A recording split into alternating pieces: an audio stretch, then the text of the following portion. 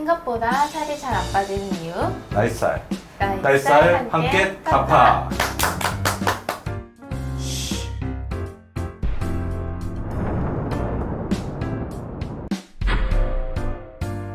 안녕하세요, 박미수입니다. 안녕하세요, 이서희입니다. 선생님, 운동을 해도 네. 그리고 적게 먹어도 살이 네. 안 빠진다는 분들이 많잖아요. 그쵸. 예, 선생님은 나이살이 있다고 보시나요? 그쵸. 음식을 적게 먹고 많이 움직이더라도 살이 찌는 게 바로 나이살이죠. 예, 그래서 굉장히 억울한 사이라고 합니다. 근데 우리가 이제 나이살을 잘 알아야지 나이살을 해결할 수 있을 것 같아요. 잘 살펴보면 네. 나이살의 원인은 또 나이에 따라서 달라지는데요. 네, 맞아요. 근데 이제 제일 큰 원인은 우리가 이제 호르몬이라고 보게 되는데요. 나이가 들수록 자연스럽게 호르몬 분비량이 변하기 때문입니다.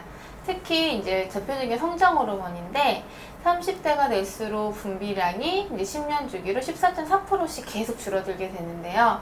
이로 인해서 근육량도 줄고 신진대사량도 줄어들게 되면서 이제 전체적으로 소모하는 에너지가 감소하게 됩니다.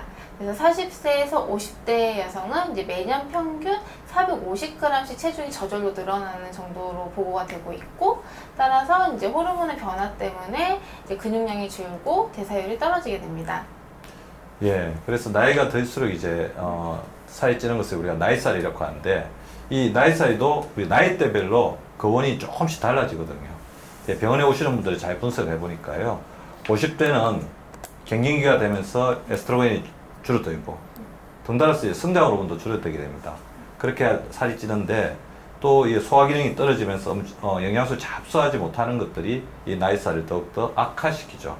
60대에는 아무래도 혈관 사정이 안 좋아지다 보니까 고혈압, 당뇨, 고지혈증 등의 어떤 문제들이 생기고, 혈액순환이 안 되면서 부종이 생기고, 이것이 또 살로 가고, 또 이렇게 정체된 사이들이 셀룰라이트가 되면서 어떻게 보면 살을 굉장히 빼기 힘든 그런 병든 사이들이 생기죠.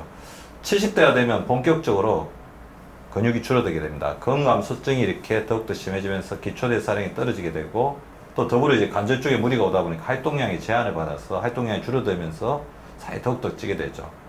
자, 이렇게 나이에 따라서 조금씩 이제 나이살에도 이제 차이가 네, 그렇죠. 있는데요. 이서희 선생님, 성별에 따른 나이살의 어떤 차이도 또 있죠. 네, 그렇습니다. 자, 우리가 이제 남성분들의 같은 경우에는 이제 나이가 들면서 점점 테스토스테론 분비가 줄면서 살이 찌기도 합니다. 보통 이제 30대부터 이제 조금씩 감소가 되는데 1년 한 1% 정도씩 감소가 되면서 이제 15에서 20년 뒤에는 이제 내가 느낄 정도로 신체 변화를 느끼게 됩니다. 그래서 이제 테스토스테론이 분비가 줄면 우리가 이제 근육량도 줄고, 그리고 이제 몸의 대사율도 줄게 되니까 대사율이 떨어지고, 그러면 살이 찌겠죠. 그래서 이제 호르몬 감소로 인해서 살이 찌는 악순환이 반복이 되고요. 여자 같은 경우에는 나이살의 시작은 대부분 출산입니다.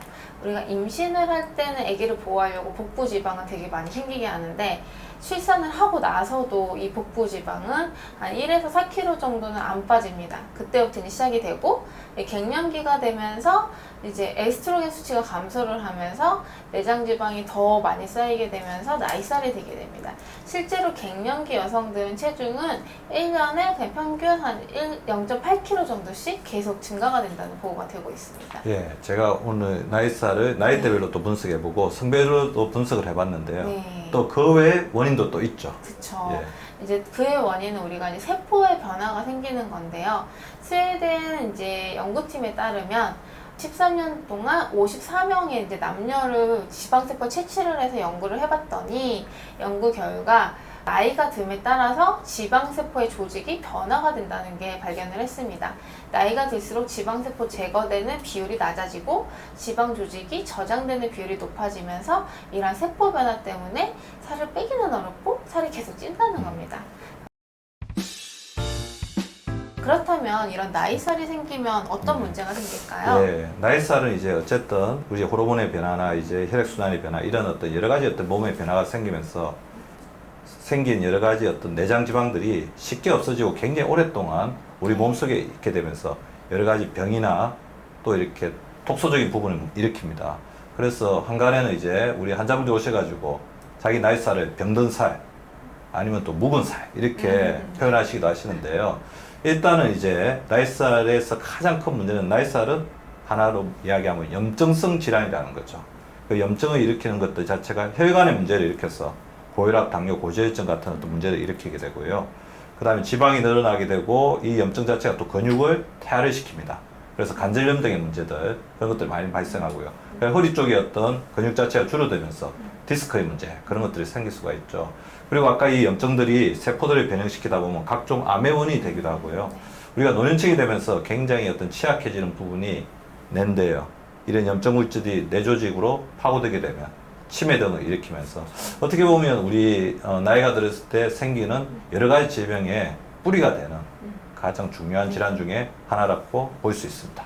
지금까지 선생님과 나이살의 연령별, 성별, 그리고 기타 원인에 대해서 알아봤습니다. 이제 나이살이 왜 생기는지 알았고 그 부분이 얼마나 또 문제를 일으켰는지를 알게 되었으니 해결하는 방법도 한번 알아봐야 되겠죠. 맞아요. 네, 그래서 저희가 야심차게 준비한 나이살 해결 방안 2편에서는 나이살을 빼기 위한 식단 그리고 3편에서는 나이살을 빼기 위한 운동법도 기다리고 있으니까 많은 관심 부탁드립니다.